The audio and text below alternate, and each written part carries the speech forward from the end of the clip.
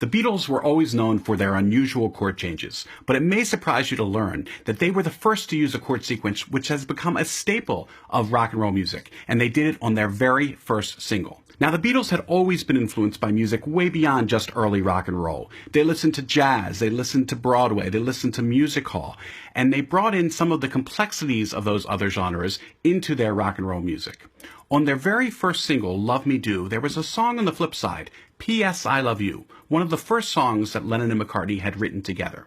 And in P.S. I Love You, there is a cadence, a chord sequence that ends each verse. Flat 6, flat 7, 1. What does that mean? Well, if you take a major scale and you flat the 6th note and make a major chord out of it, do the same with the 7th note,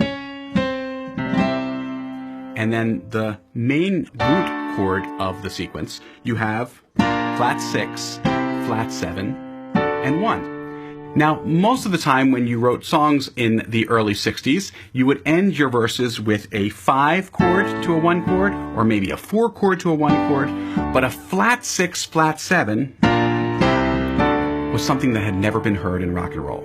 And the Beatles do it 3 times in P.S. I Love You. Let me play you that sequence.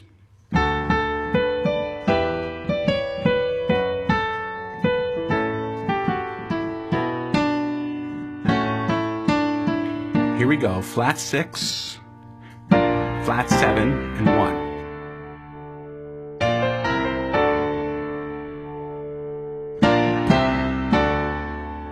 Now that chord sequence, after it appeared in P.S. I Love You, started showing up everywhere.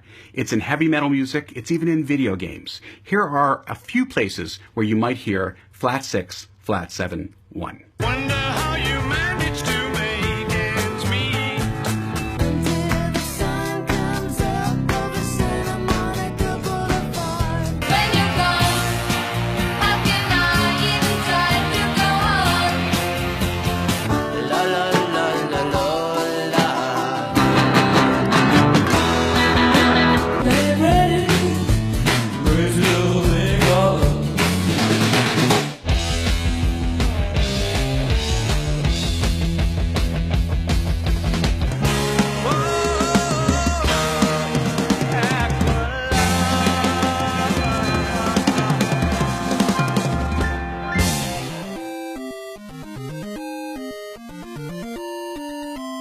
Flat 6, flat 7, 1. A simple chord sequence that you hear everywhere in rock and roll music. But the Beatles did it first, on the flip side of their first single, the song P.S. I Love You.